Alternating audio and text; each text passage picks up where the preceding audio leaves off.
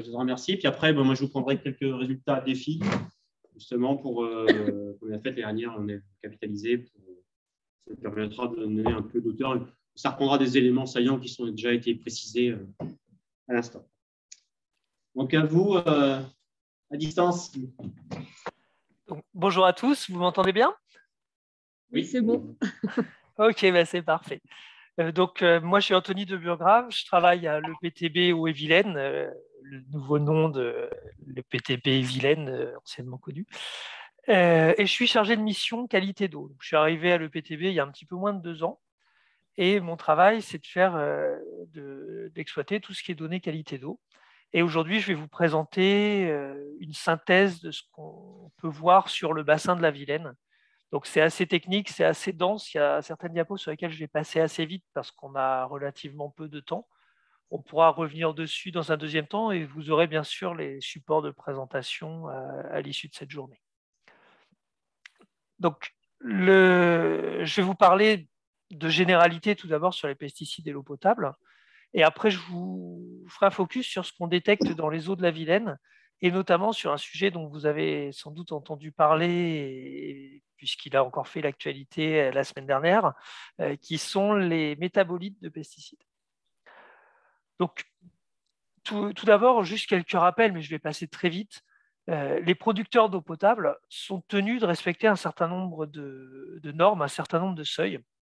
Donc, tout d'abord, par molécule individuelle, il ne faut pas déplacer 0,1 microgramme par litre, sauf quelques exceptions sur lesquelles je ne vais pas venir ici. Et la somme des pesticides ne doit pas dépasser 0,5 microgramme par litre dans les eaux qui sont distribuées à la population. Dans le même temps, pour avoir le droit de produire une eau potable à partir d'eau qui viennent de la rivière, il y a des limites sur les eaux brutes, notamment les eaux des cours d'eau, les eaux souterraines. Ces limites, c'est en général par substance 2 microgrammes par litre et pour la somme de l'ensemble des substances, 5 microgrammes par litre. Donc, vous voyez, ça concerne à la fois les pesticides et les métabolites de pesticides, donc les produits de dégradation de ces substances-là dans l'environnement, qui sont classés pertinents.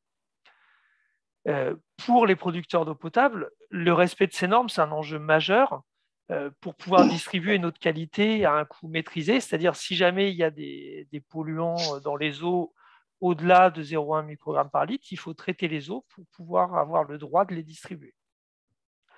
Je passe sur le fait que le SAGE-Vilaine a des objectifs plus stricts encore.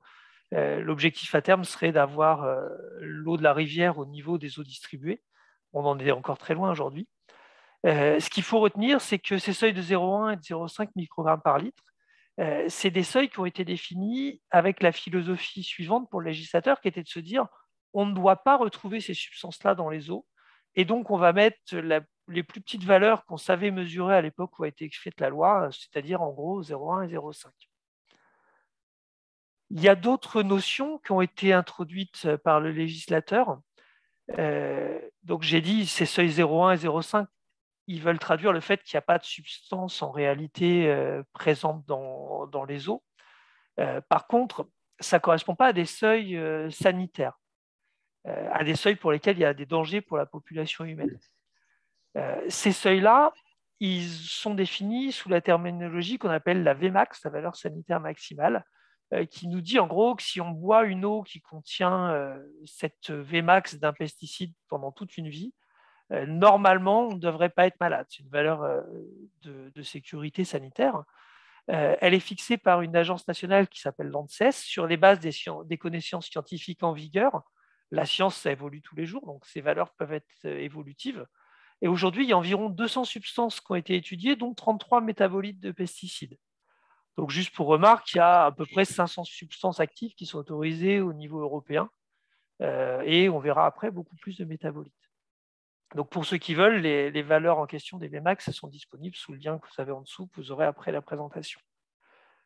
Donc, les autorités sanitaires, et notamment les ARS, ont un certain nombre de critères que je ne vais pas détailler là, pour classifier l'eau distribuée comme conforme ou non conforme. Ces seuils-là, ils dépendent du fait de savoir si les métabolites ont été classés pertinents, c'est-à-dire si on considère qu'il y a un danger avéré, potentiel pour la population, ou si on considère qu'a priori, en l'état des connaissances, il n'y a pas de danger, auquel cas le métabolite est non pertinent. Donc là aussi, je suis désolé, je passe très vite dessus, vous aurez les diapos. Ce n'est pas le cœur de ma présentation, c'est simplement pour rappeler ces fondamentaux. Tous les ans, le ministère de la Santé, qui coordonne les ARS, publie un rapport sur le bilan de la qualité de l'eau au robinet. Donc, le dernier en date a été sorti en décembre 2021 et fait la synthèse des situations qui peuvent être soit classées en C, c'est-à-dire conformes, toute l'année l'eau distribuée a respecté la réglementation. En NC0, la réglementation, la norme de 0,1 microgramme par litre a été dépassée pour au moins un pesticide pendant moins de 30 jours par an. NC1, il a été déplacé et de manière chronique, plus de 30 jours par an. Et NC2, on a même dépassé la Vmax et là, il n'y a plus le droit de distribuer cette eau. Donc voilà les différents types de classement du ministère de la Santé. Et ce que vous voyez sur les données 2020 publiées en décembre 2021, c'est que globalement, en Bretagne, tout va bien. À l'exception d'un petit point dans la région rennaise, vous voyez, tout le reste, il n'y a pas de non-conformité. Et donc là, on pouvait dire youpi, on était content. Sauf qu'en réalité, quand en 2021, suite à des évolutions des contraintes réglementaires, l'ARS a ajouté une série de métabolites de pesticides à son contrôle sanitaire, on a vu exploser les non-conformités, puisqu'on est passé de quelques pourcents de la population avec une eau non conforme pour les pesticides à pratiquement 40% de la population sur l'année 2021. Donc 40% de la population bretonne qui a eu une eau non conforme par rapport à au moins un pesticide, au moins un jour dans l'année. En l'état des connaissances, pour les pesticides qui sont concernés, il n'y aurait pas d'enjeu sanitaire, on reste en dessous des Vmax.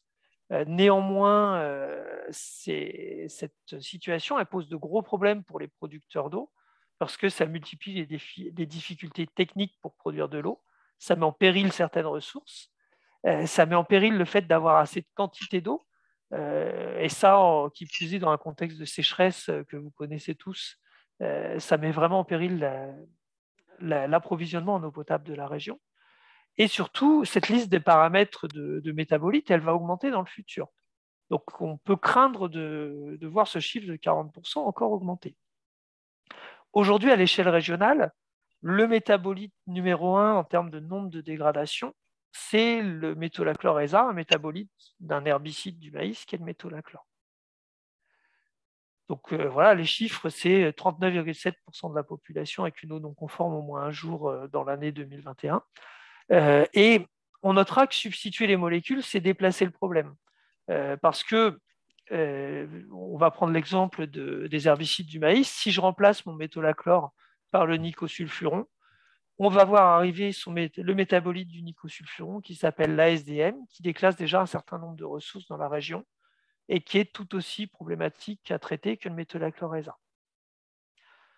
Donc, cette présence du métolachlore-ESA, ce n'est pas une spécificité bretonne en réalité, puisqu'on voit que dans les rapports de l'année 2020, c'était la substance qui déclassait le plus au niveau national. Donc là, les chiffres, la population concernée, 1 600 000 habitants, ils ont largement explosé depuis 2020. Mais concrètement, le classement, enfin le statut de leader des molécules les plus déclassantes du métolachlore-ESA reste incontesté aujourd'hui. Mais on dit bien aujourd'hui, parce que comme on disait, il y a d'autres métabolites qui sont recherchés. Et là, je vous emmène un petit peu voyager en Suisse. En Suisse, ils se sont penchés sur un métabolite d'un fongicide des céréales à paille, et notamment du blé, qui s'appelle le chlorothalonil. Donc ça, c'est un métabolite, c'est un fongicide qui est utilisé également en France, ou plutôt qu'il l'était jusqu'à 2020, date de son interdiction. Et en Suisse, ils ont commencé à rechercher ces métabolites au chlorothalonil depuis 2017. Et ils se sont aperçus qu'ils déclassaient massivement leurs eaux souterraines. Tous les points que vous voyez qui sont en marron foncé sur la carte, j'espère que les couleurs passent bien, c'est des prises d'eau souterraines qui sont déclassées. Et puis, j'insiste juste, les aplats de couleur de la carte, c'est le pourcentage de céréales dans l'assolement. Et vous voyez, on est dans des régions montagneuses, on n'est pas sur les mêmes enjeux que chez nous, puisque le gris le plus foncé, là où vous n'avez que des points rouges, vous êtes à 20% de céréales dans l'assolement. Donc, très très peu par rapport aux régions agricoles qu'on peut trouver dans l'essentiel de nos territoires de plaine. Et s'il le retrouve en France, il y a des chances qu'on le retrouve en Suisse. Si on le retrouve en Suisse, pardon, il y a des chances qu'on le retrouve en France. Et effectivement, on a réalisé au niveau de la prise d'eau qu'on exploite, parce que pour ceux qui ne le savent pas, le PTB Vilaine exploite l'une des plus grosses prises d'eau de Bretagne. Et au niveau de cette prise d'eau-là, on a retrouvé notre chlorothalonil autour de 0,3 microgrammes par litre. C'est à peu près constant dans le temps, dans la rivière de la Vilaine, très probablement contaminée par les eaux souterraines. Donc ça, aujourd'hui, c'est un métabolite qui est très, très peu recherché. Nous, pour faire les analyses, on les fait faire en Suisse aujourd'hui et ça nous coûte au bas mot 200 € l'analyse. Mais c'est une analyse qui est appelée à se développer parce qu'il y a des campagnes prospectives pour l'instant et à terme, il est très probable que ça rejoigne la liste des substances du contrôle sanitaire des ARS. Je ne sais pas à quelle échéance. Heureusement, c'est une molécule qui semble relativement bien traitée par l'usine Vilaine Atlantique, mais néanmoins pour les usines un petit peu moins performantes, notamment ceux qui ne sont pas équipés en filtre à charbon actif, je pense notamment au captage sur les eaux souterraines, il pourrait y avoir des difficultés à venir. Et ce qu'il faut savoir, c'est qu'en fait, ce sujet des métabolites, c'est vraiment un sujet qui est complètement émergent. Le graphique que vous voyez affiché, c'est le nombre de substances qu'on savait analyser à peu près en routine sur le bassin de la Vilaine, mais ça vaut ailleurs, hein, c'est assez transposable, depuis les années 76 jusqu'à 2021. Donc vous voyez, dans les années, jusqu'aux années 2000, en gros, on recherchait 3-4 métabolites de pesticides, en pas des éthylatrazines et quelques autres du même style.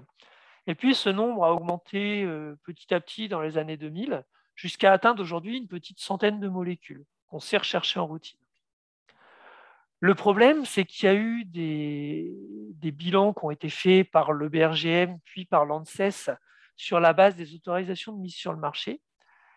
Et l'estimation, c'est de dire qu'il y a à peu près aujourd'hui, on peut estimer 1900 molécules métabolites de pesticides qui seraient potentiellement présents dans l'environnement en quantité importante pour les 4 à 500 molécules qui sont autorisées au niveau européen.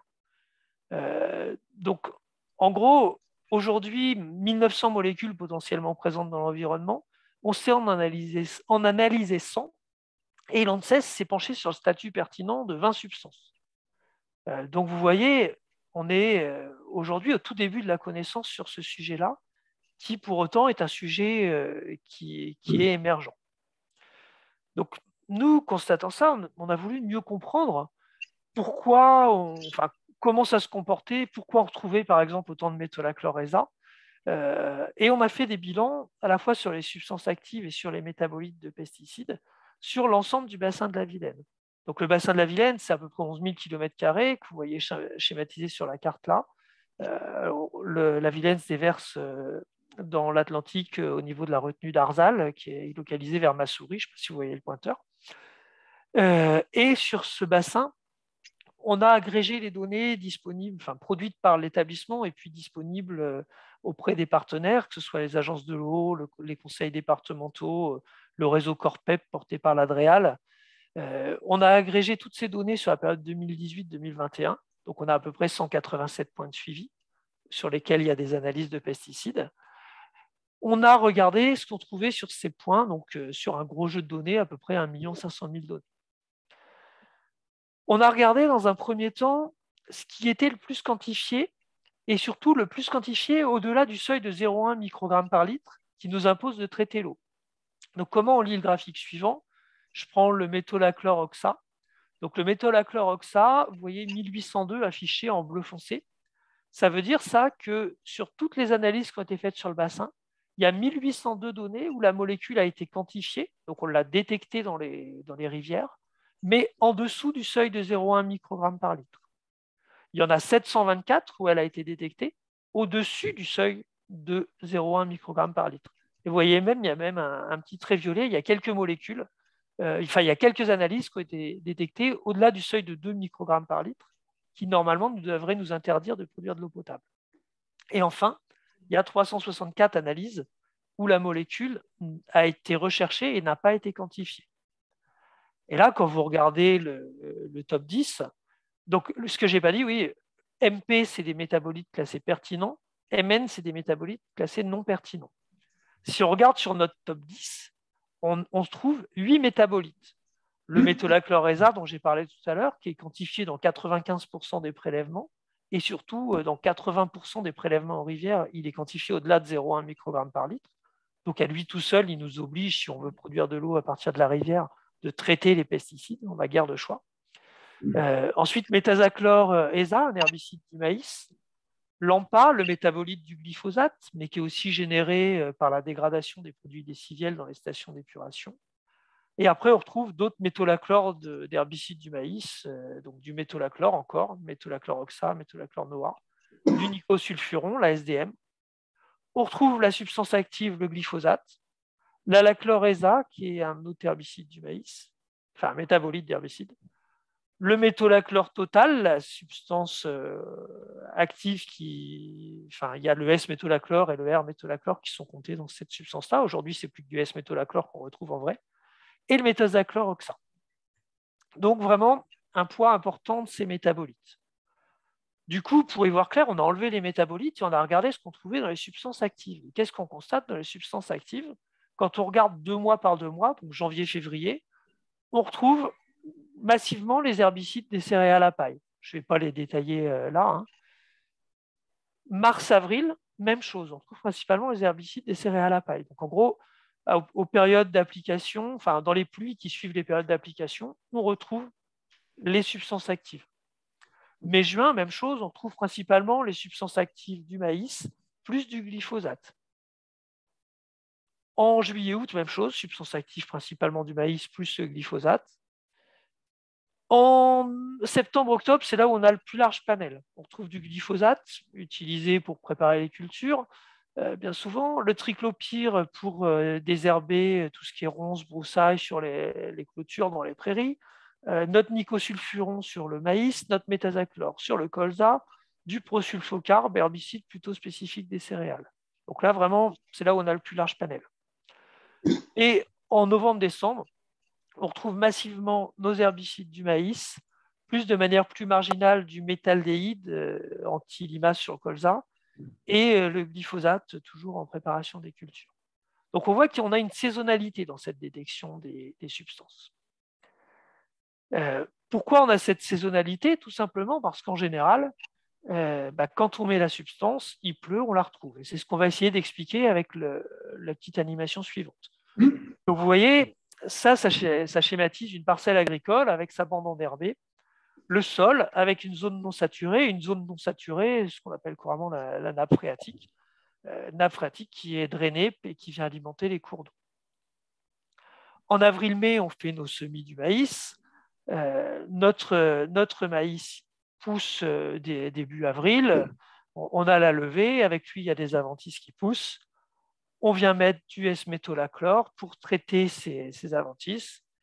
Donc, c'est une molécule qui a une action racinaire, dont l'ambition première, c'est de rejoindre les premiers centimètres du sol pour venir être absorbée par les plantes et griller les mauvaises herbes. Quand il y a les premières pluies après application, il y a toujours une part de substance active qui reste à la surface ou dans les premiers millimètres du sol. Quand il pleut, ces substances sont entraînées par ruissellement. Il y en a une partie qui va être retenue par les bandes enherbées, mais les bandes enherbées n'ont jamais 100% d'efficacité. Il y a toujours une fraction qui va traverser la bande enherbée, se retrouver directement dans les cours d'eau. Donc, on met la substance au mois de mai-juin, il y a les premières pluies qui arrivent, on retrouve la substance dans nos cours d'eau à cette période-là. Assez logique. Maintenant, je ne vous ai pas montré le détail, mais on a fait le même travail pour les métabolites. Et là, qu'est-ce qu'on retrouve? On retrouve que nos métabolites sont détectés en réalité toute l'année pour les mêmes substances, et notamment pour notre métolachlore-ESA. Je vous l'ai dit tout à l'heure, 95% des analyses faites dans le bassin de la Vilaine montrent la présence de la molécule. Donc elle est là toute l'année à des concentrations importantes. Pourquoi? Oui, c'est ce que je n'ai pas dit déjà, pour lutter contre les molécules, les substances actives, le fait de lutter contre le ruissellement en favorisant les haies, etc., c'est un bon levier. Pour notre métolachlore-ESA, en fait, ce métolachlore-ESA, il vient de la dégradation dans le sol du S-métolachlore par les bactéries présentes dans le sol. Donc nos petits points rouges deviennent des petits points violets. On a transformé notre S-métolachlore en métolachlore-ESA. Et le métolachlore-ESA, en gros, il se comporte comme du gros sel. C'est-à-dire, tant que les sols sont secs, sont relativement secs, que le maïs pompe toutes les précipitations, eh ben, il va globalement rester dans le sol. Et quand il va y avoir de la pluviométrie efficace, notamment en automne, qu'il va y avoir infiltration des pluies, il va y avoir lessivage de nos molécules. Et je vous ai dit, ça se comporte un petit peu comme du gros sel, c'est-à-dire, une fois qu'elles sont en solution dans l'eau, vous ne pouvez pas les enlever comme ça par miracle avec une passoire, quoi. Vous n'avez pas d'autre choix que d'aller essayer de les traiter sur charbon actif ou autre quand vous produisez de l'eau potable. Et quand vous êtes dans le milieu naturel, une fois qu'elles ont rejoint les nappes souterraines, ces nappes-là viennent alimenter les cours d'eau toute l'année. Et donc, toute l'année, on retrouve la substance à des concentrations fluctuantes, mais on retrouve notre substance dans nos nappes souterraines et dans nos cours d'eau. Il est impossible d'éliminer ce lessivage. Tout le bassin versant est potentiellement contributeur. En fait, vous comprenez bien avec ce mécanisme-là que l'on soit dans les bas-fonds ou que l'on soit sur les lignes de crête, les gouttes d'eau, elles vont rejoindre les nappes souterraines puis les cours d'eau simplement dans un délai plus ou moins long. Mais que vous mettiez votre S-métolachlore en fond de vallée ou que vous le mettiez sur le plus haut sur les versants, il a vocation, enfin le métolachlore-ESA a vocation à rejoindre les eaux souterraines puis les eaux de surface. Donc il n'y a pas de solution miracle. Si jamais on ne veut pas retrouver ces molécules-là, il n'y en a qu'une, c'est il ne faut pas mettre la molécule mère. Et du coup, et ce sera ma dernière diapo, je vous laisse un petit peu méditer sur les préconisations qu'a fait l'ANSES au début d'année sur les modifications des autorisations de mise sur le marché du S-métolachlore. Donc, il y a eu réduction des doses autorisées et une seule application par an de recommandée. On a baissé en gros de 30% la quantité max qui pouvait être mise. On a dit qu'il n'y aura pas d'utilisation quand les drains sont actifs. Ça, vous venez de voir la diapo, là. Moi, personnellement, ça me laisse un petit peu perplexe. Déjà, quand les drains sont actifs, les tracteurs rentrent rarement dans les parcelles. Mais quand bien même, de toute façon, notre métolachlore, s'il n'est pas évacué, enfin notre métolachlore ESA, s'il n'est pas évacué quand les drains seront actifs, il sera évacué un petit peu plus tard quand ces drains vont se réactiver. Il ne faut pas rêver. Et enfin, hausse de la zone non traitée de 5 à 20 mètres. On a bien vu, l'enjeu, ce n'est pas un enjeu de lutte contre l'érosion, si on veut éviter le métolachlore ESA. C'est un enjeu de lutte contre l'infiltration de l'eau, ce qui n'est pas réaliste et ce qui n'est pas souhaitable. On a besoin de recharge des nappes. Donc, dit autrement, on est quand même sur des mesures relativement cosmétiques qui ne vont pas résoudre notre problème du métolachlore ESA. Donc, voilà pour ma partie de la programmation. Je vais passer la main à Timothée. Donc, tu me disais, Charlotte, il faut que je le nomme animateur. Voilà, c'est fait. Timothée, je te laisse la main. Et puis, on viendra après aux phases questions. Bonjour à tous. Alors, j'ai pas encore... j'ai demandé. J'ai pas encore l'accès au partage. Là, ça devrait être bon. Ouais.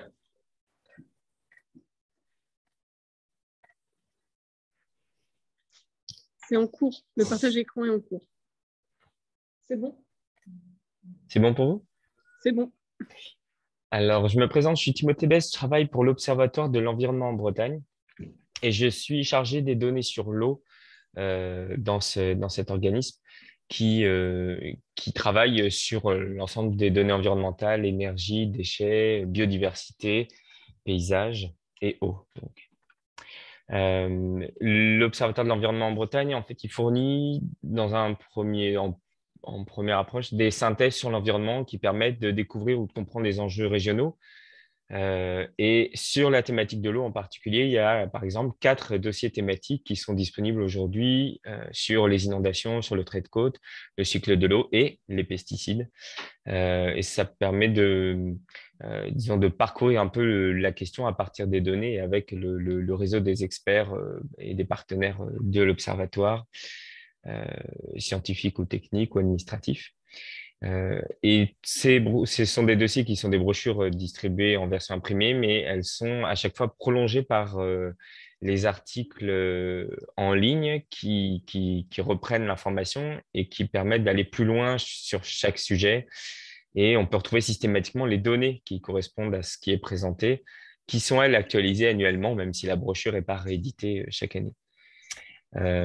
Et ces articles-là sont illustrés par des infographies régionales qui permettent d'avoir un peu une représentation visuelle de synthèse sur la situation et qui est un peu qui permet de mettre en avant le premier message à retenir sur chacun de ces sujets. Sur le site, au-delà de cette partie de synthèse, de découverte des sujets, il y a une partie données-analyse qui permet de retrouver soit les données brutes, soit les données valorisées sous forme d'indicateurs. Il y en a 36 pour le sujet de l'eau. Les cartes et des représentations et des jeux de données disponibles en open data. Et on a également ce qu'on appelle des data visualisations. C'est des tableaux de bord qui permettent d'explorer les jeux de données dans le détail à l'échelle régionale ou à l'échelle de chaque territoire breton, notamment les SAGE ou les EPCI. Je suis en train de travailler sur une synthèse des chiffres clés de l'eau en Bretagne qui sera apparaître d'ici la fin de l'année et qui va reprendre ces informations-là sur l'ensemble des thématiques qui touchent à l'eau.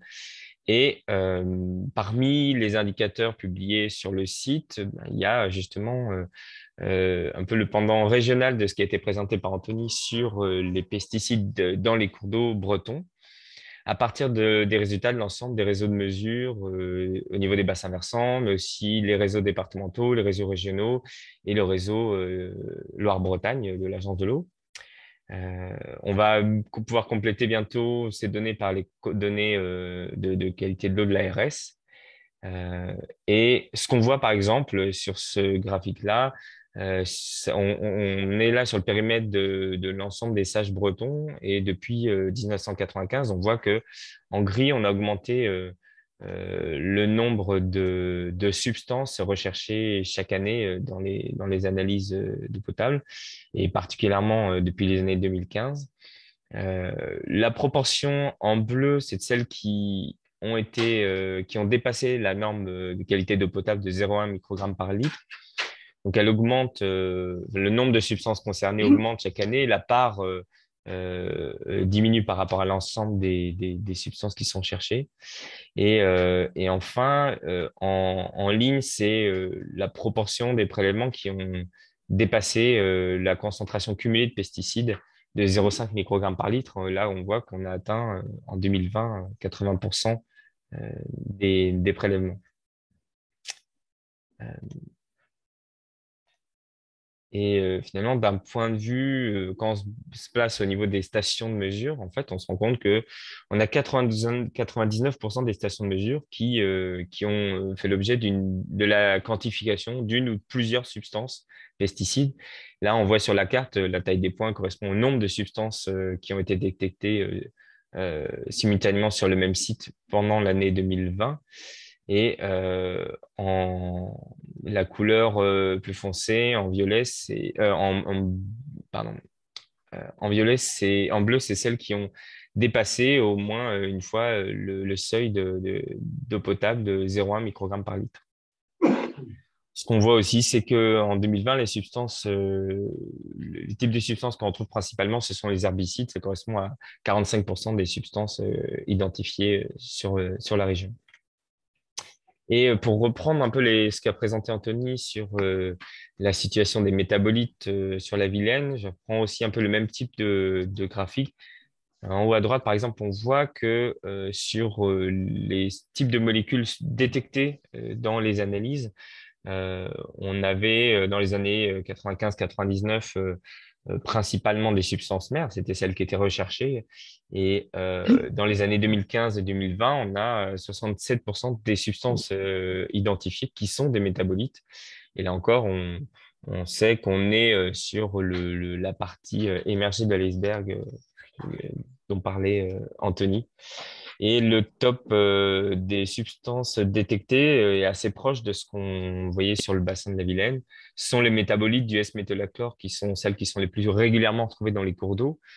Pour le métolachlorésine, on est donc à 99% de quantification dans les substances et 95% 15%, 92% dépassent le seuil de 0,1 microgramme par litre dans le nombre d'analyses quantifiées. Pour le métolachlore-oxa, on est à 83% de quantification et dont 21% ont dépassé la norme. En fait, du fait de la définition du caractère pertinent des métabolites par l'ANSES en 2021, il y a, comme disait Anthony, de nombreux captages d'eau destinés à la consommation humaine qui se retrouvent en non-conformité sanitaire et qui doivent mettre en place des traitements spécifiques.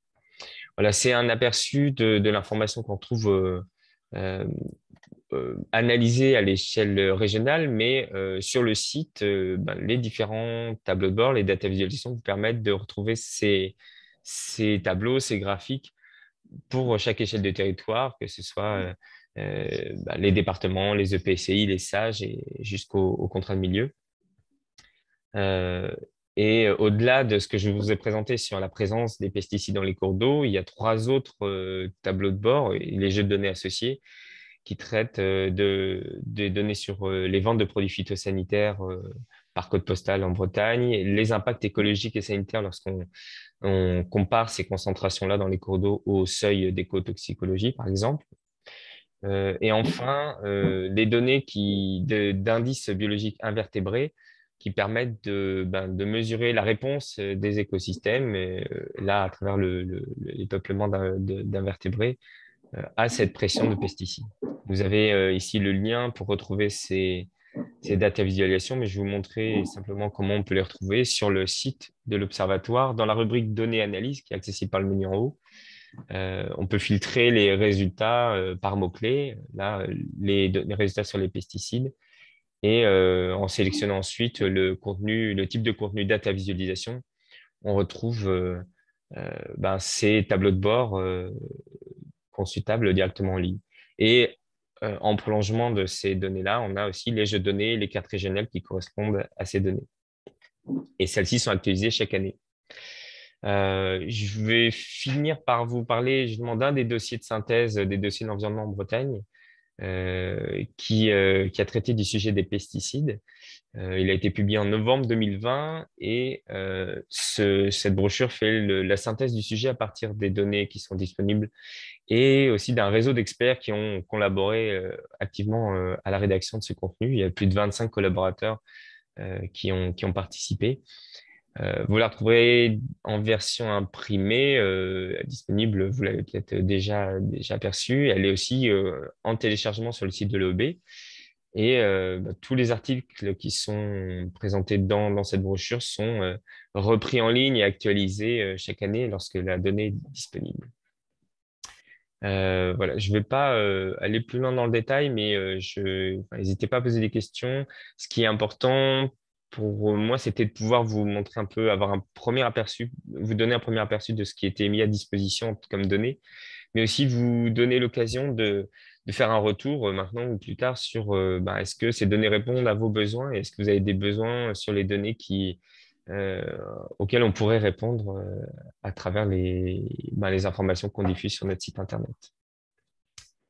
Voilà, et encore une fois, cette présentation sera disponible. Charlotte vous la transmettra directement. Merci beaucoup. J'ai une question. Donc, Odile Ledu, je suis animatrice d'un réseau défi autour de Brest. Donc, je travaille pour la Chambre d'agriculture de Bretagne. Et moi, j'utilise souvent les références de l'OEB dans le cadre de mes missions de formation à la Chambre d'agriculture, notamment pour les certificats. Parce qu'on regarde souvent les chiffres, notamment des ventes de données phyto. Et l'autre jour, j'ai eu une question et je ne savais plus, j'avais un doute.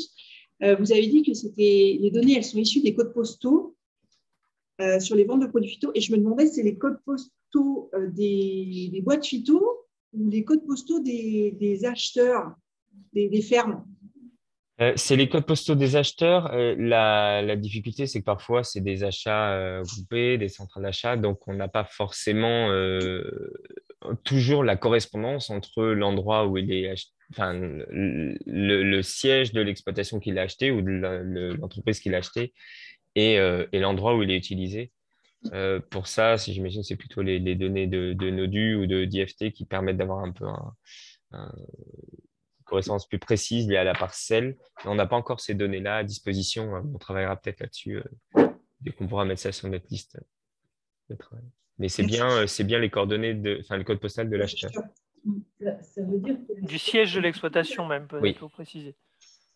ça veut dire que la structure de vente envoie les codes postaux des quantités de substances actives achetées par exploitation, en fait. Je n'ai pas l'impression qu'on fasse ça en interne. Hein, non.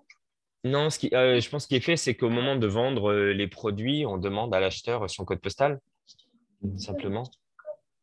Oui, donc c'est bien les coopératives, enfin, c'est bien les vendeurs de produits phyto, les codes postaux des vendeurs de produits phyto, ce n'est pas les codes postaux des agriculteurs.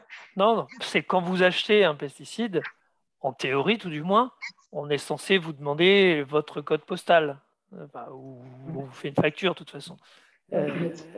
Et donc, c'est cette information-là, c'est le code postal de l'acheteur, mais bien de l'acheteur, donc en théorie de l'exploitation agricole, qui est remonté au niveau national.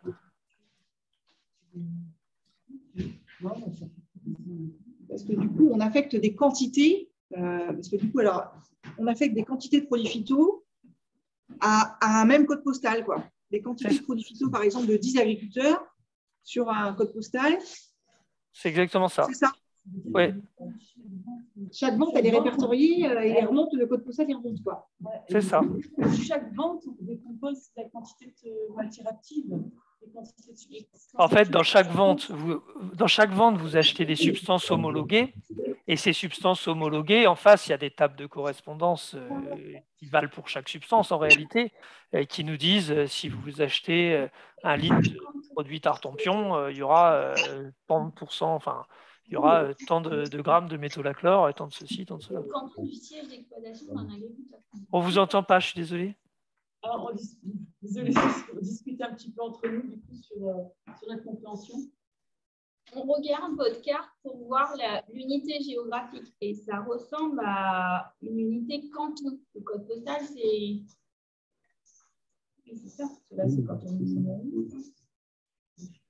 Pardon, j'ai pas bien compris la question. L'unité géographique, je pense que c'est canton. Ce qui est dit, c'est que puisqu'ils sont en train de regarder sur une carte, que ce serait l'unité canton, l'unité géographique serait basée sur le canton. Les codes postaux sont basés sur les cantons. Les codes postaux sont exactement basés sur les anciens époques où il y avait un bureau de poste au moins par canton. Mais c'est les cantons et c'est les données des agriculteurs, en fait. Parce qu'en fait, parfois, en regardant les cartes, on voyait des gros points. On se disait, ah bah oui, c'est le siège de Reden, Landerneau, là, il y avait un élan de pointe. Ou alors, voilà, on s'était posé des questions comme ça avec les agriculteurs. Donc, du coup, voilà, ça avait donné lieu à discussion, donc je profite. Donc la réponse, non, c'est vraiment le code postal. Hein. Après, ça correspond plus ou moins au canton, mais c'est le code postal de l'acheteur. Et après, sur toutes les valorisations que vous pouvez voir, que ce soit celles produites par l'OEB ou d'autres, il y a un travail qui est fait pour essayer de redispatcher ça. C'est toujours une cote mal taillée, hein, à d'autres échelles, et notamment quand vous avez des sorties à l'échelle d'un sage ou à l'échelle de sous-bassin versant, où vous allez devoir faire des hypothèses pour regarder les ventes qui sont autour et puis faire une clé de répartition entre les bassins. Donc, je ne sais pas à l'OEB comment c'est fait pour un sage, mais... Pour être plus précis, enfin, pour compléter, en fait, au niveau de l'OEB, ce qui est fait, c'est qu'on regarde la part de la surface de chaque code postal qui se retrouve, qui peut être coupée par un sage. Par exemple, la part qui se retrouve d'un côté du sage sur le sage voisin. C'est la même chose pour une EPCI ou pour un département. Mais on corrige ça, enfin, on précise ça par la surface agricole utile. Donc, on fait un prorata de la surface agricole utile pour chaque périmètre de SAGE ou de PCI ou de département pour pour répartir ce qui a été acheté sur le code postal sur ces différents territoires.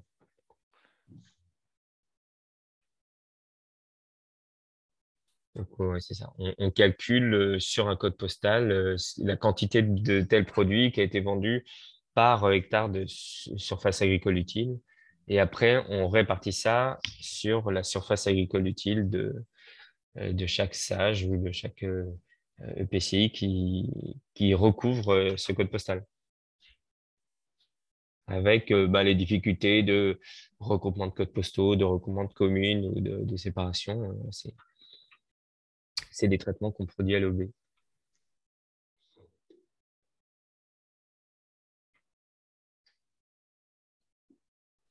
Est-ce qu'il y a d'autres questions? J'aurais une question. On s'aperçoit que de toute façon, c'est être sans fin, puisque automatiquement, dès lors qu'on va rechercher des nouveaux métabolites, on voit bien que de fortes chances qu'on les retrouve. Donc, on aura bien ce pôle de métabolites dans l'eau, non pertinent. La question qui pourrait se poser, c'est à partir du moment où on n'est pas effectivement au-delà de la concentration qui oblige à fermer le captage, est-ce que du coup, d'ailleurs, ma question, c'est est-ce que tous les métabolites sont capables d'être gérés par le même processus, c'est-à-dire les charbons actifs? Auquel cas, c'est-à-dire quelque part dans l'ensemble d'endroits, on a des solutions et qu'on peut se dire que du coup, on continue comme ça. Ou alors que ça nécessite, certains pourraient nécessiter d'autres dispositifs qui nécessiteront des investissements et du coup, là, pourraient engendrer d'autres prises d'action, on va dire, prise de décision. Alors, je vais faire une réponse à multiples échelles. Zone molécule par molécule. Aujourd'hui, sur les traitements de charbon actif les plus performants, parce que c'est pareil, vous entre un tracteur des années 60 et puis la Rolls des tracteurs aujourd'hui, vous parlez de 2 tracteurs, mais ce n'est pas vraiment les mêmes niveaux de performance. C'est pareil sur les charbons actifs, tout d'abord. Mais sur les charbons actifs les plus performants aujourd'hui, naissance, on est capable de traiter à peu près tous les métabolites connus. Je dis bien tous les métabolites connus. On ne connaît pas tout, donc il y a toujours des incertitudes là-dessus. Par contre, quand on parle de traiter, dites-vous bien une chose, c'est que, on ne traite jamais 100%. Donc ça veut dire quoi? Ça veut dire que si vous laissez, je vais dire n'importe quoi, mais imaginons que vous abattiez 90% de chaque molécule. Si vous détectez un métabolite à l'entrée, que ce métabolite en entrée, il était à 0,1, vous en abattez 90%, il vous en reste 0,01. Donc un seul, si maintenant vous en avez 50 et que vous laissez 0,01 sur chaque fois, 50 fois 0,01, ça fait 0,5. Vous vous retrouvez sur le problème qu'on avait tout à l'heure, vous avez 2 normes, qui est celle par substance, mais qui est aussi celle de 0,5 sur la somme des substances. Dit autrement, vous avez un traitement qui va être performant sur tous les métabolites présents pris individuellement, mais le cumul de ces substances-là fait que vous pourriez vous retrouver hors norme. Donc ça, c'est le premier point, effectivement, où ça, c'est un enjeu. Plus on connaîtra, et plus on risque de se retrouver confronté à ce problème-là. Le deuxième point sur les métabolites qu'on n'a pas dit, c'est que la population va accepter ça. De l'évoquer tout à l'heure dans mon exposé, les normes qui ont été retenues par le législateur de 0,1 et 0,1, en fait, elles ont été faites dans les années 90, quand on savait mal mesurer ces substances-là. Et en gros, le mieux qu'on savait faire, est-ce que la molécule, elle est là au niveau de 0,1 microgramme par litre ou pas? Et on a pris cette norme-là en se disant, de toute façon, substance-là dans l'eau. Demain, est-ce que nos concitoyens, si jamais on leur dira, on retrouve des substances soit en des quantités infinitésimales, mais on retrouve 30, 40, 50, 100 substances dans votre eau potable, est-ce qu'il y aura une... Ça, moi, je n'ai pas de boule de cristal. À l'inverse, est-ce que la science progressera suffisamment pour dire, je l'ai dit tout à l'heure, 0,1, c'est des seuils administratifs, on est prêt à accepter qu'il y ait présence de traces de phytosanitaires dans les eaux, tant qu'il n'y a pas d'enjeu pour la santé. Et auquel cas, ça veut dire qu'il faudrait des programmes de recherche bien plus importants sur ce volet sanitaire, qu'est-ce qui se fait aujourd'hui, pour essayer d'apporter une réponse molécule par molécule à la présence de ces molécules. Et là, j'en viens à une autre limite. Quand vous avez 30, 40, 50 molécules qui sont mélangées, on ne peut pas exclure la présence d'une terminologie que vous entendez souvent dans les médias, qui est l'effet cocktail. L'effet cocktail, c'est quoi? L'effet cocktail, c'est quand j'ai un mélange de molécules. Si je prends 2 molécules, par exemple, et si on dit que l'effet sur la santé d'une molécule, on la compte pour 1, 1 plus 1, ça ne fait pas 2, ça peut faire 10, par exemple. Je ne sais pas si vous voyez ce que je veux dire. Donc, vous imaginez bien que si vous mettez 50 molécules, ça ne fera peut-être pas 10, ça fera peut-être 500 ou 5. Donc ça, c'est une véritable difficulté, parce qu'aujourd'hui, cet effet cocktail, au mieux, on sait l'évaluer sur des mélanges de 3 substances bien connues, quoi. Au mieux. Donc, quand vous en rencontrez 30, 40, 50 dans le milieu, vous vous retrouvez sur des situations un petit peu délicates. Donc, moi, je n'ai pas de boule de cristal. Si jamais lui qui a été celui du législateur dans les années 90, qui est de dire, d'un point de vue philosophique, on ne voudrait pas de traces de pesticides dans l'eau, alors, honnêtement, vu la montée en puissance des métabolites, la seule solution, c'est de ne pas en mettre. Après, il y a le principe de réalité. Il faut nourrir la population, on a des systèmes agricoles qui sont en place, etc. Demain, on ne passera pas tout le monde au tout bio, et enfin, j'en doute sur l'ensemble de la surface agricole française, et quand bien même, il faudra faire avec l'existant, c'est-à-dire avec des sols qui aujourd'hui sont contaminés et qui petit à petit vont relarguer de toute façon les métabolites. Donc voilà, c'est une question qui est compliquée. C'est une question à laquelle on n'a pas la réponse aujourd'hui. Vous imaginez, ça c'est le côté agricole. Nous, on est plus côté producteur d'eau à Haut-et-Vilaine, puisqu'on en produit. Vous imaginez, c'est la même chose.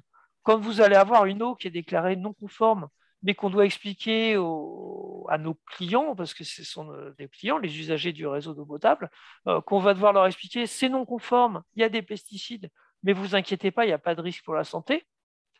Je ne vous raconte pas le micmac aussi, quoi.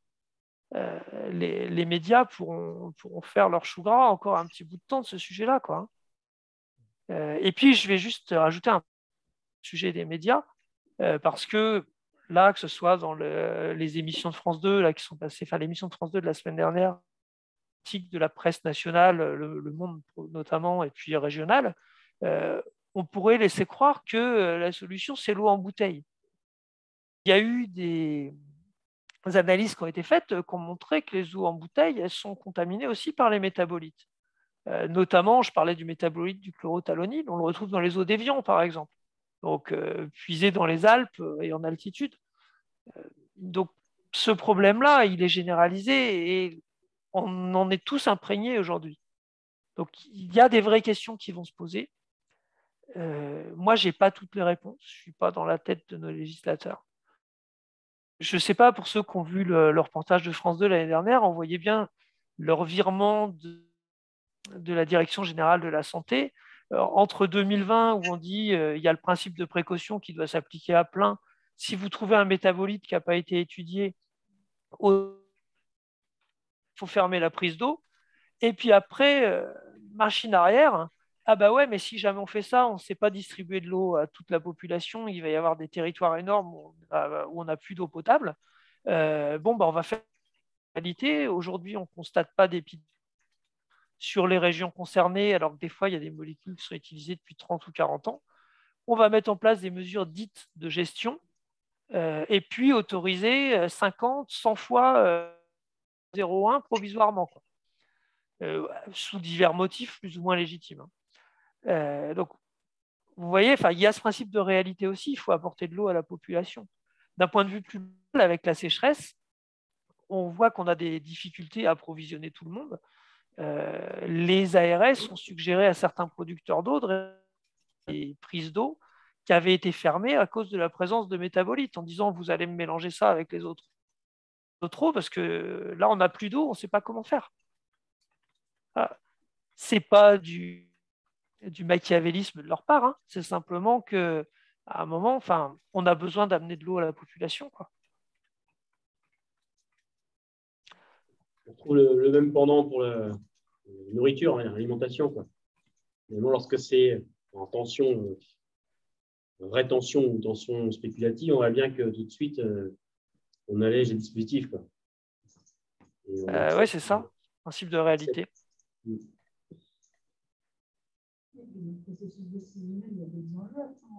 Excusez-moi, j'entends pas. Il y a d'autres enjeux à prendre en compte en fait dans le processus de décision là-dessus, parce que, comme je vous disais, les bouteilles en plastique, il y a le problème des plastiques, il y a le problème du bilan carbone, il y a le problème des perturbateurs endocriniens. Enfin, tout à fait, mais de la même façon, là, moi, j'ai parlé que d'eau potable parce qu'on n'a pas le temps de parler de tout. Je pourrais vous montrer des cartes de la Vilaine sur les concentrations qu'on mesure en nicosulfuron par rapport à leur impact potentiel sur l'environnement. Et là, vous avez des seuils qui sont, je ne sais plus combien de fois, plus faibles que le 0,1 microgramme par litre. En fait, la substance du nicosulfuron, si elle est considérée comme sans effet sur l'homme à 0,1 microgramme par litre, ce n'est pas du tout le cas dans l'environnement. Je vous cherche la carte en même temps que je parle. On est sur des niveaux beaucoup plus faibles et c'est clairement une molécule qui représente pour moi un enjeu environnemental majeur. Je veux bien, Timothée, que tu me donnes la main pour le partage. Je veux juste vous montrer une carte. Je ne la mettrai pas dans la publication parce qu'elle n'a pas été validée, cette carte-là. Mais néanmoins, les données, elles existent. Alors, attendez, faut que je retrouve la main pour partager mon écran. Je crois que c'est bon. Voilà, hop. Vous voyez mon écran à l'image? Non. Alors, attendez, il faut que je fasse partager. Voilà. C'est bon. Ça devrait être bon. C'est Vous bon. voyez Oui, une carte avec des points rouges, jaunes, et verts et bleus? Oui. Donc, ça, c'est sur l'ensemble de la période 2018-2021. Pour cette seule molécule du nicosulfuron, on a regardé le maximum qu'on mesurait. En bleu, le maximum, c'est 0. On n'a pas détecté la molécule. En vert, on l'a détecté, mais à des concentrations où, a priori, il n'y a pas d'impact environnemental. En jaune, on l'a détecté à des concentrations qui font que si cette concentration-là, elle se reproduit de manière chronique, de manière récurrente, on ne peut pas exclure un impact environnemental. Les seuils étant définis par l'Institut national l'INERIS, ce n'est pas moi qui les sors d'un chapeau, sur la base d'études scientifiques. Et en rouge, on ne peut pas exclure un impact environnemental pour les cours d'eau, dès lors que cette concentration, elle est présente quelques heures de suite, quoi.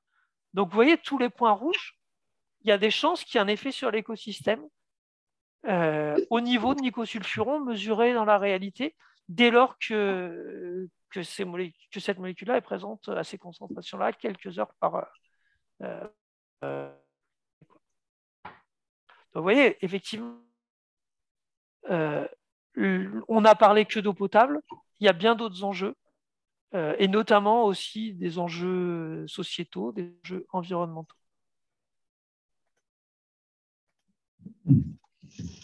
Est-ce que vous avez d'autres questions? J'avais une question par rapport aux métabolites non pertinents. Comment ils sont classés non pertinents? Est-ce que c'est non pertinent parce qu'il n'y a pas d'études derrière ou est-ce que c'est non pertinent parce qu'ils ne font pas de toxicité? Alors, je vais répondre plutôt dans le sens inverse. Un métabolite est classé pertinent selon plusieurs critères. Donc, vous retrouverez ça dans le diaporama. Je peux peut-être partager. Attends, je recherche dans le diaporama. En gros, pour faire simple, on regarde si le métabolite a des effets génotoxiques. Si le métabolite... Alors, je vous partage un écran, je ne sais pas si c'est le bon, c'est pas grave, je pense que vous voir peut-être en mode présentateur. On regarde, c'est ce que vous voyez, les critères sont affichés sur la droite de la diapo. S'il y a des critères de génotoxicité, toxicité pour la reproduction, cancérogénicité ou perturbation endocrinienne, si jamais il y a les études qui disent qu'il n'y a pas ces effets, si jamais ensuite le métabolite ne risque pas de se transformer avec les traitements de l'eau en un produit nouvellement dangereux, alors il est classé non pertinent. Si jamais il manque des études, ou si jamais il y a une étude qui montre qu'il y a un de ces critères-là qui est vérifié, alors le métabolite est classé pertinent.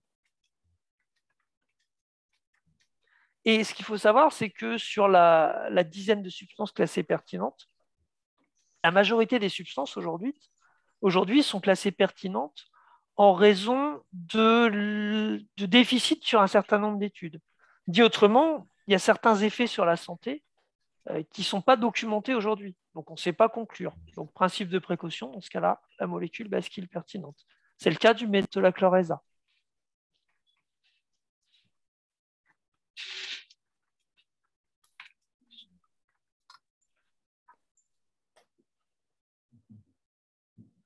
Et du coup, mon pronostic sur l'augmentation de métabolites pertinents, c'est quoi?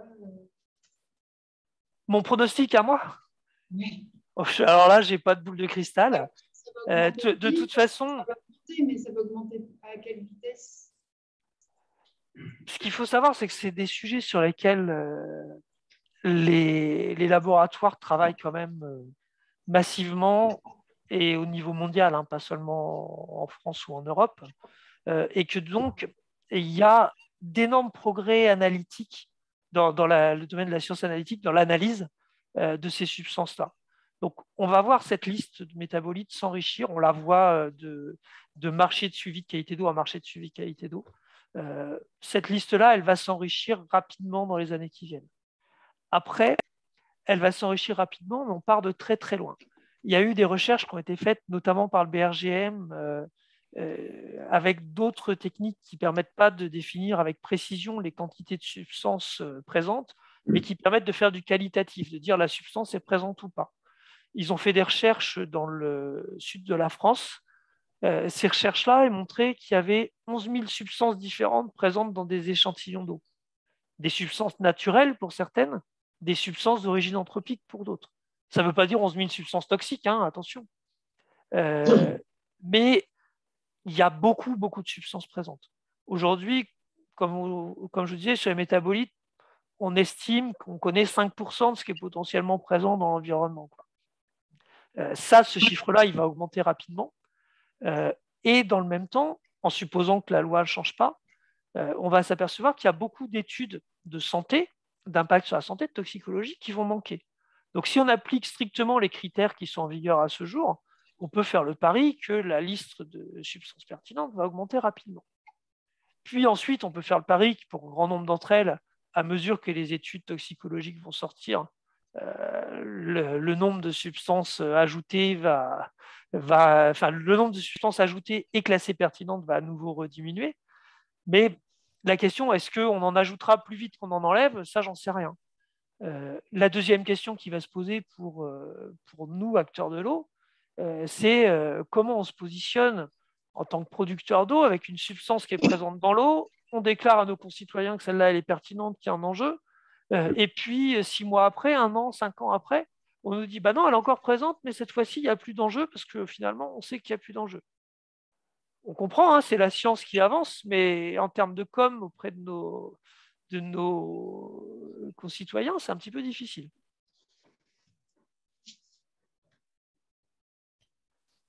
Ce qu'il faut se dire aussi, c'est que chacune des substances mères se dégrade dans un certain nombre de métabolites. Donc, on a aussi une démultiplication. On va être dans une certaine mesure. Là, tu parles de si la diversité des produits vendus aujourd'hui ne changeait pas à l'avenir. On allait, parce qu'on recherche de plus en plus de substances, mais pour les substitutions ou pour l'évolution technologique des laboratoires de production de phytosanitaires, on va avoir aussi une espèce de course à l'échalote entre la technologie des substances qui vont être efficaces à plus petite dose, donc plus difficiles à traiter aussi, et qui vont se substituer et qu'on n'aura pas eu le temps d'étudier avant qu'elles soient utilisées, quoi.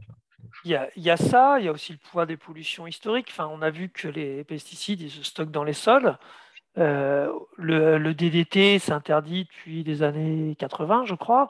On en retrouve encore sur certains secteurs, quoi. Il y a tout ça. Parce que dans les métabolites, on parle des substances autorisées. Les substances interdites, mais qui sont encore présentes à l'état de trace dans les sols, génèrent aussi des métabolites. Et souvent, les substances interdites, c'est les plus toxiques. Enfin, prenez l'exemple de ce qui se passe en Martinique avec le chlordécone sur la banane. Vous en avez peut-être entendu parler pour les plus curieux. On en prend pour 100 ans là-bas. Donc, ouais, il y a tout ça. Je ne veux pas vous faire peur. Je veux pas, enfin, continuer à boire de l'eau quand même, ça peut servir.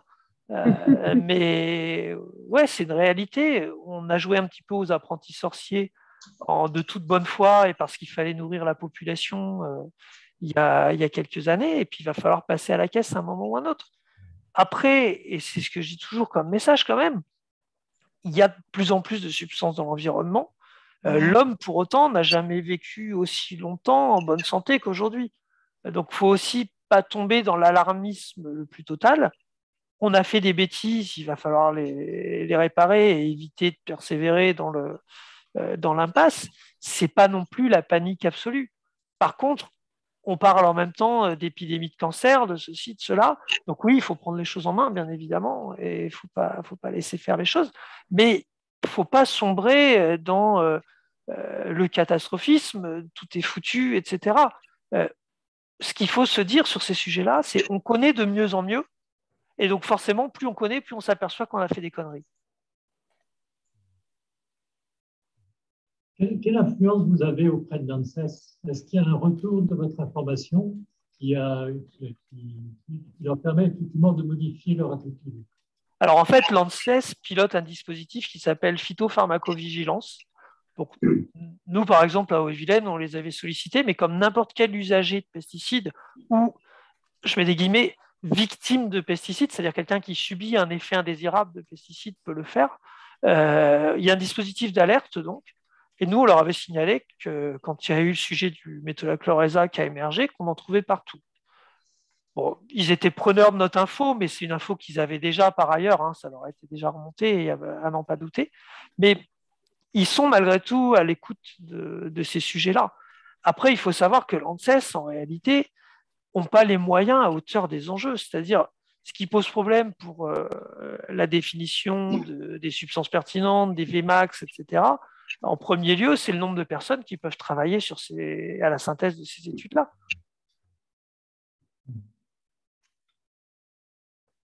La question aussi, c'est quel est l'effort de recherche qui est déployé pour suivre les effets potentiellement toxiques d'une substance et quel est l'effort de recherche qui est déployé par les producteurs de phytosanitaires aussi, de pesticides, pour démontrer l'absence d'impact sanitaire. Et on peut se dire que comme il faut faire une synthèse des études existantes, si on a des producteurs qui ont les moyens de déployer une dizaine d'études face aux études contradictoires qui sont déployées par les collectivités, par le service public ou par des laboratoires de recherche publique, ben, on n'a pas tout à fait les mêmes moyens non plus dans l'amélioration des connaissances d'un côté ou de l'autre. Même si, de quel que soit le côté d'où vient l'étude, la méthode est évaluée aussi de la même manière, hein, a priori, mais il n'y a pas le même effort de recherche forcément des deux côtés. Et pour illustrer un petit peu ce que dit Timothée, aujourd'hui, le principal challenge pour les laboratoires pour développer des nouvelles méthodes d'analyse sur de nouveaux métabolites, c'est d'avoir à disposition ce métabolite sous formulation pure pour pouvoir ensuite travailler sur leur méthode de recherche. Et ça, aujourd'hui, qui est-ce qui est en capacité de leur fournir? Bien souvent, c'est les firmes. Sauf que les firmes, elles ont généré ces métabolites sous forme pure au moment de leur demande d'autorisation de mise sur le marché et qu'elles n'ont plus aujourd'hui forcément le jeu d'échantillons qui tiennent à disposition des laboratoires.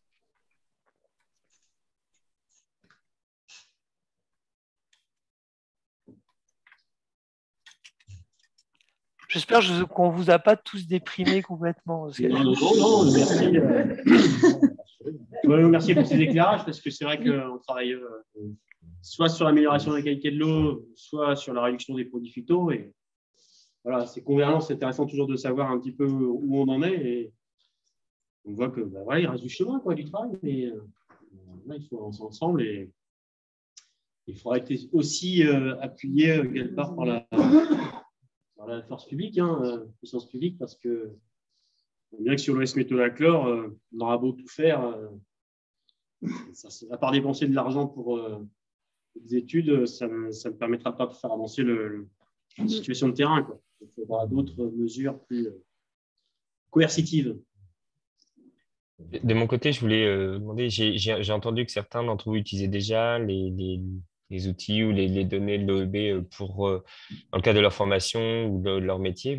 N'hésitez pas à le faire et surtout, n'hésitez pas à nous contacter s'il y a des informations, des formats qui vous seraient plus utiles ou si vous avez des questions pour justement l'accès à ces données-là ou si vous avez des suggestions sur des sujets qui vous intéresseraient. Voilà. N'hésitez pas à nous contacter. Pas de souci, Anthony. On s'adapte. Voilà, on s'adapte et puis c'était très intéressant. Donc, merci comme Codil, par exemple, le valorise. Donc, c'est toujours intéressant, effectivement, de savoir que ça l'est et puis ça méritera d'être encore plus déployé et connu, quoi. Donc, je pense que ça mériterait effectivement d'être plus vulgarisé, y compris dans les équipes d'agronomes comme chez nous, par exemple. Donc, je vais vous faire remonter ça, en tout cas. Eh bien, merci beaucoup pour vos interventions. Merci. Merci à vous. Bonne fin de journée. À jeudi. Merci.